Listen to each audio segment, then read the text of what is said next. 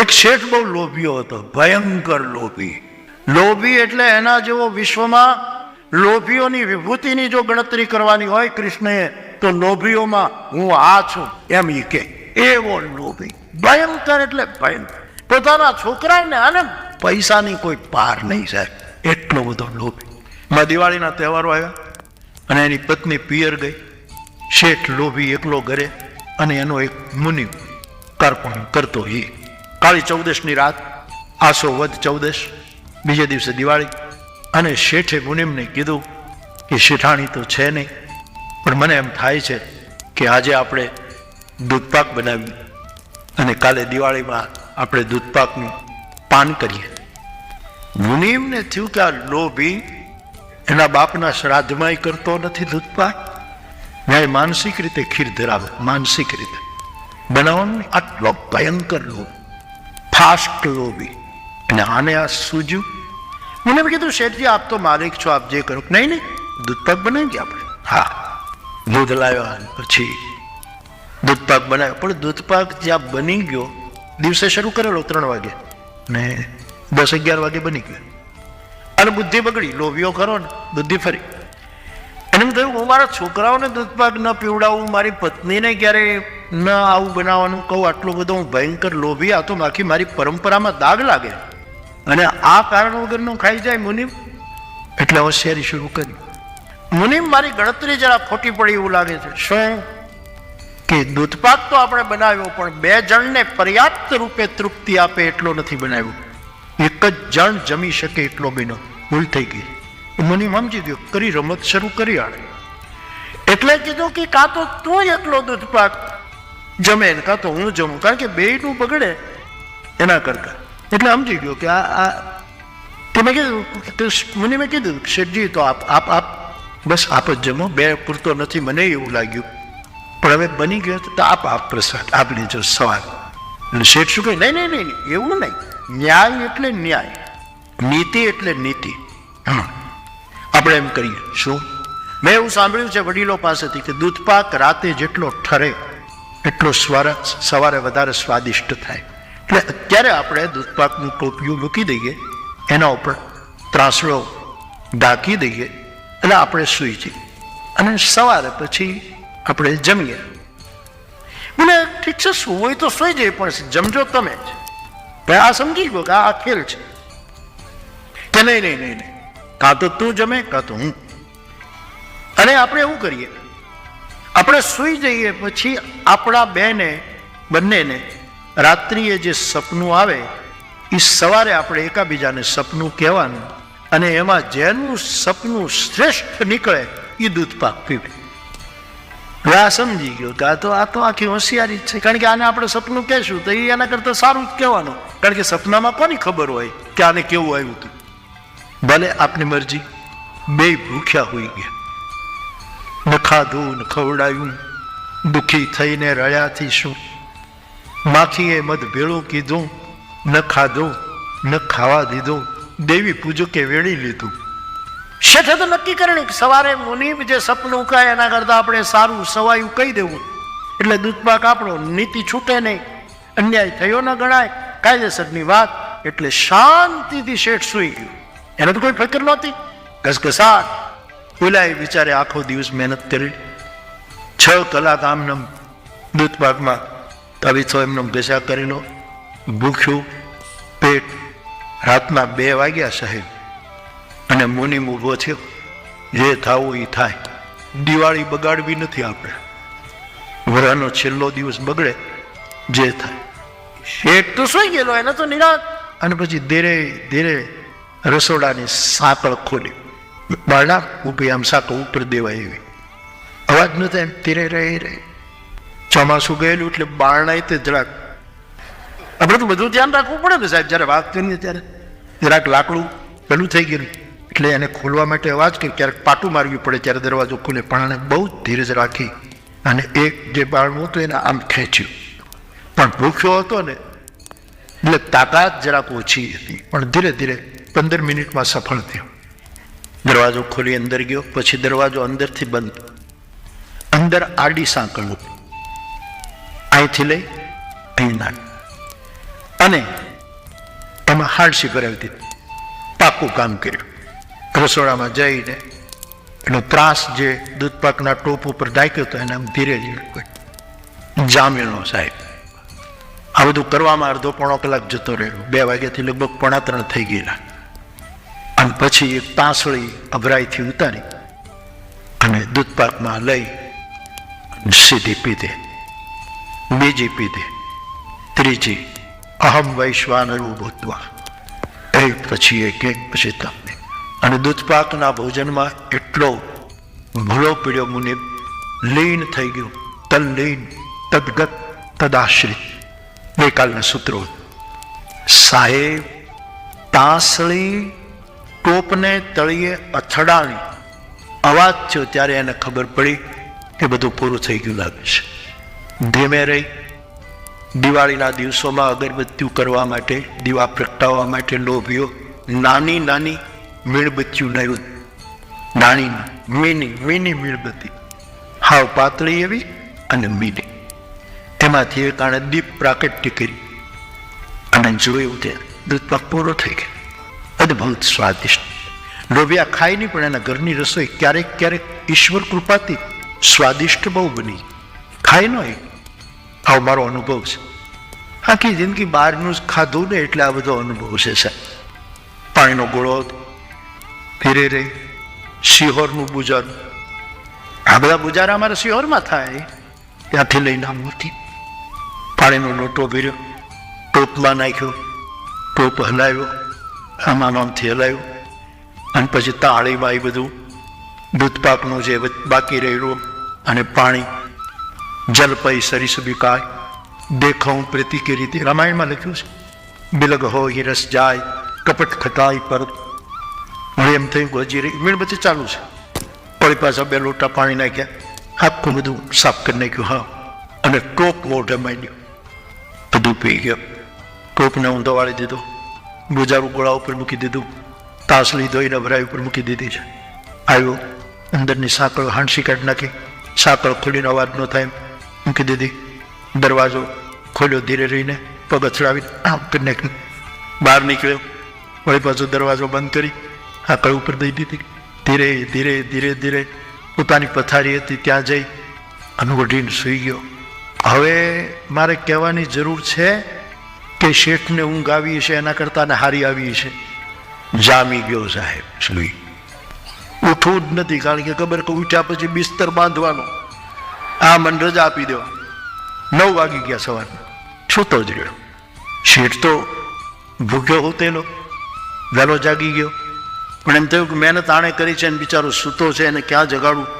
એટલે પણ 9 વાગી ગયા પછી તો થયું કે હવે 9:30 તો કથા છે, હવે તાને જગાડવો જોઈએ. મુનિમ જાગો. શેઠજી સુવા દો ને, બહુ થાક. અરે જાગો બાપા, 9 વાગ્યા અને આપણે દૂધપાક પીવાનો છે. કે એ તમે પી જાઓ ને.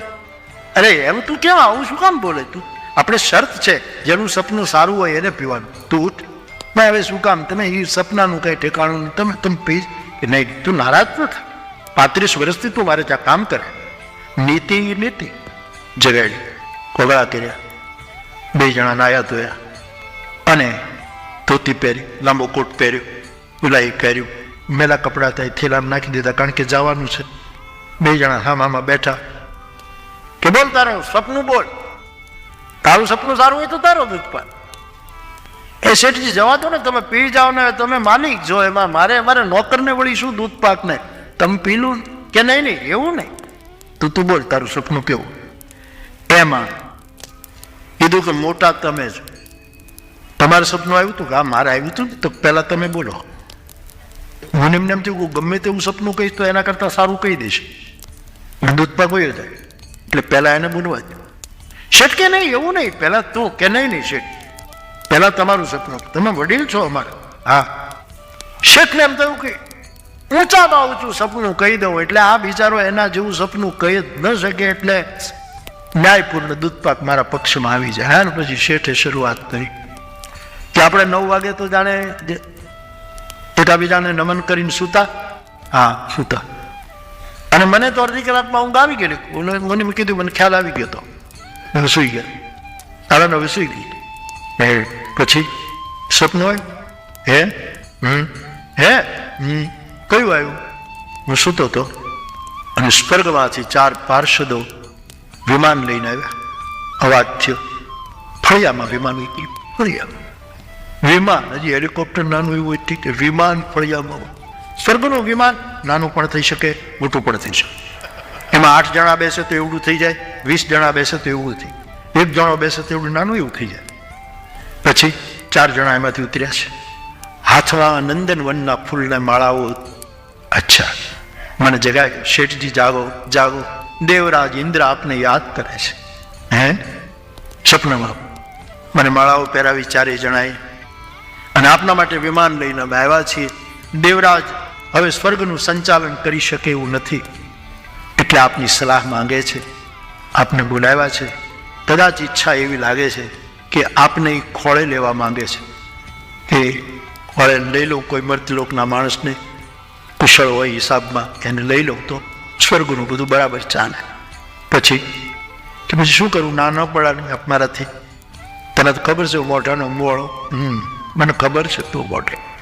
સાત પછી મને બેસાડો વિમાનમાં, અને જેમ તાળામાં ચાવી નાખીને આમ કરે ને, એ એમ કર્યું કે તો વિમાન સીધું પગ, ખાલી આમ જ કર્યું. એટલે વિમાન ક્યારે ઉડ્યું, રનવે ક્યારે છોડ્યો, ટેક ઓફ ક્યારે થયું, અને સીધું લેન્ડિંગ, ખાલી આમ કર્યું.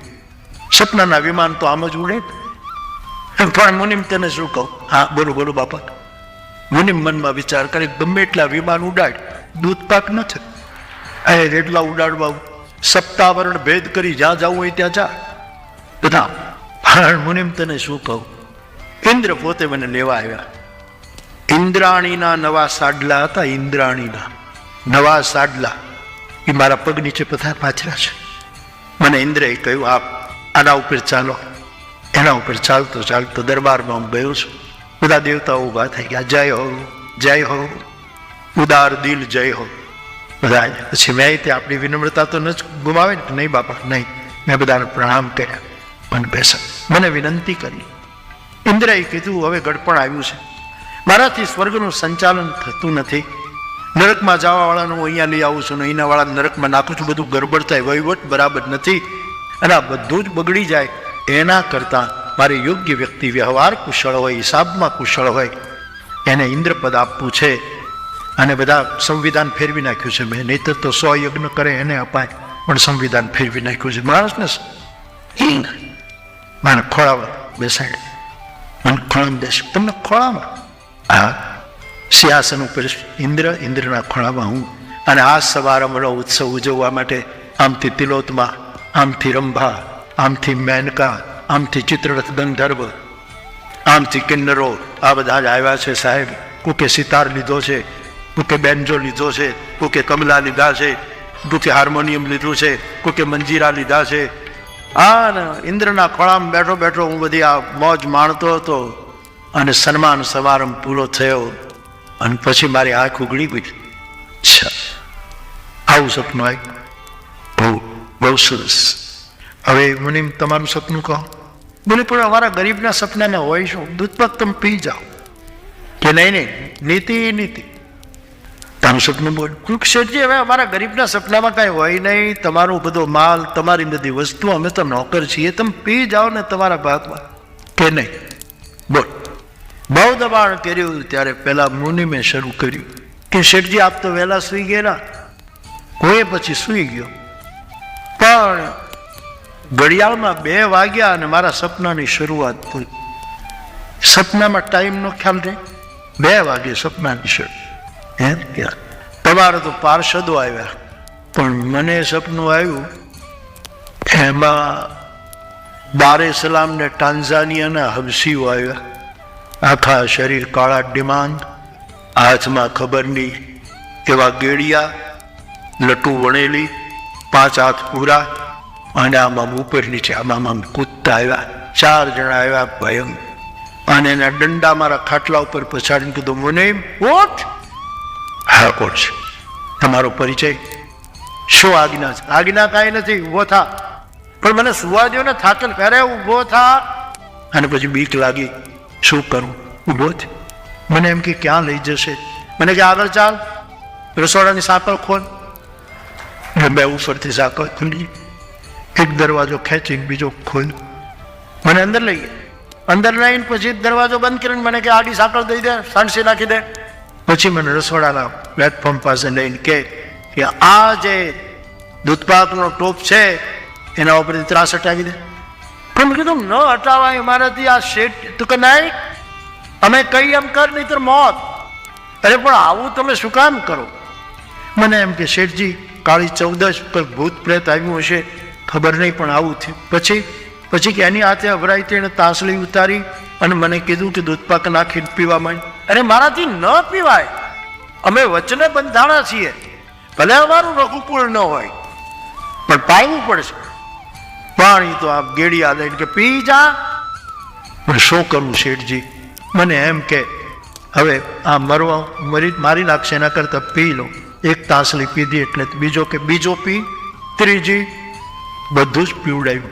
પણ શેઠજી એક વાત ચોક્કસ હો, તમારી બહુ સાચી છું કે દૂધપાક જેમ ઠરે એમ સ્વાદિષ્ટ બહુ થાય. એ વાત તમારી હા, એ તો બિલકુલ છે, બહુ સારું. શેઠને એમ કે આ સપનાની વાત કરે છે. પછી કે અંદર પાણી નાખ્યું, આખું ડોયો કરીને મને પીવડાવી દીધું. તો પેલું ઊંધું વાળી દે, મેં વાળી દીધું, ગુજારું બંધ કરી દીધું.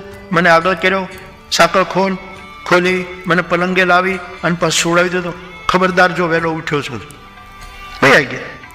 અને મારું સપનું લગભગ 2 વાગે શરૂ થયેલું શેઠજી, અને 3 વાગ્યા આસપાસ પૂરું થઈ ગયું. એટલે આ સાચી વાત છે શેઠજી કે હા શેઠજી મારા સપના ક્યારેક સાચા પડે છે. એટલે તું શું આ શેઠજી હું ખોટું બોલું? તમારો રોટલો ખાધો સાચું છે, સત્ય છે કે હા. તમે જોવું તો રસોડામાં જોઈ આવો.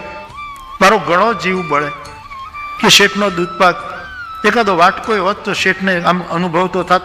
પણ બધું, અને શેઠને ફડકો પીડ્યો, અંદર ગયા, ટોપિયું ઊંધું. અને એટલે પણ આ કે પણ હું શું કરું? મેં ઘણી ના પાડી. અને શેઠે કીધું કે એવું કોઈક આવી અને તને દબાવીને પરાણે દૂધપાક પીવડાવે ત્યારે તારાથી એમ ન કહેવાય કે હું માલિક નથી, મારા શેઠ અહીંયા, તારે મને જગાડાય નહીં? મેં તમને ઘણા જગાડ્યા, પણ તમે ઇન્દ્રના ખોળામાં બેઠા હતા અને તમે અહીંયા હતા ક્યાં? મેં તો ઘણા જગાડ્યા તમને. શેઠજી આ મને પરાણે દૂધપાક પીવડાવે છે પણ તમે અહીંયા હતા જ. બોલે ખોટો હતો. હું સાચો દૂધપાક પી ગયો સાહેબ.